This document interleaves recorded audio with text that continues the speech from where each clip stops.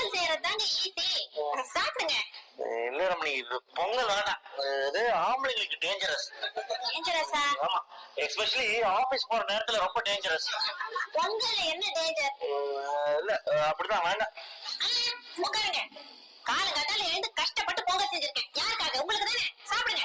ஈஸின்னு சொன்னீங்க. அது ஈஸியான கஷ்டம். காலையில டென்ஷன் பண்ணாதீங்க. அப்புறம் வடுகபாளையத்துல ஆன மாதிரி ஆயிடும். வடுகபாளையத்துல என்னாச்சு? 2 மாசத்துக்கு முன்னாடி பேப்பர்ல வந்தது, படிக்கலையா? காலையில டிஃபனுக்கு புதுசா ஏதாவது பண்ணுன்னு வைஃப ஒருத்தன் டார்ச்சர் பண்ணிருக்கான். அவளும் புதுசா இருக்குமேன்னு அரளி விதையை அரைச்சு சட்னி பண்ணிருக்கான். சாப்பிட்டு செத்து போயிட்டான்.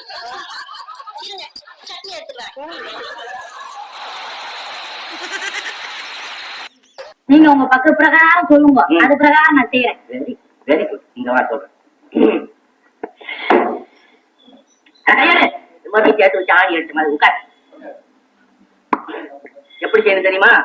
ஒரு குண்டான எடுத்து ஒரு அரை ஆணாக்கு போதுமா மாவு எடுத்து போடணும். அதான் எனக்கு தெரியும். தெரியுமில்ல? தலையில கொஞ்சம் தண்ணியை கழிச்சு 2 உப்பு தண்ணில போட்டு நல்லா பிசையணும். அதான் எனக்கு தெரியுது. அப்புறம் உருண்டையா உருட்டிக்கணும். அதான் எனக்கு தெரியுது. அப்புறம் என்ன செய்யணும் தெரியுமா? அதுதானே. அப்பளம் குழம்பு எடுத்து இத வச்சு அப்பளம் மாதிரி ரவுண்டா போட்டுக்கணும். அதான் எனக்கு தெரியுமே. அப்புறம் என்ன செய்யணும்? அதுதானே. தெரியாதுல்ல? பெரிய குண்டான ஒண்ணு எடுத்து அதான் எனக்கு தெரியும். இதெல்லாம் தூக்கி அது உள்ளார போட்டு அதான் எனக்கு தெரியும். அது நிறைய தண்ணியை ஊத்தி அதான் எனக்கு தெரியும். நல்லா குழைச்சு அதான் எனக்கு தெரியும். வச்சு வையே, நான் வந்து குதிக்கிறேன். அதான் என்னங்க நீங்க எப்படி சொல்றீங்க? என்ன ஏதாவது தெரியலன்னா என்னன்னு எதுங்கன்னா அடக்க ஒடுக்கமா கேட்கணும். எதுவுமே எல்லாம் தெரிஞ்ச மாதிரி அதான் எனக்கு தெரியுங்க. எனக்கு தெரியும். எனக்கு தெரியும். பெரிய மேல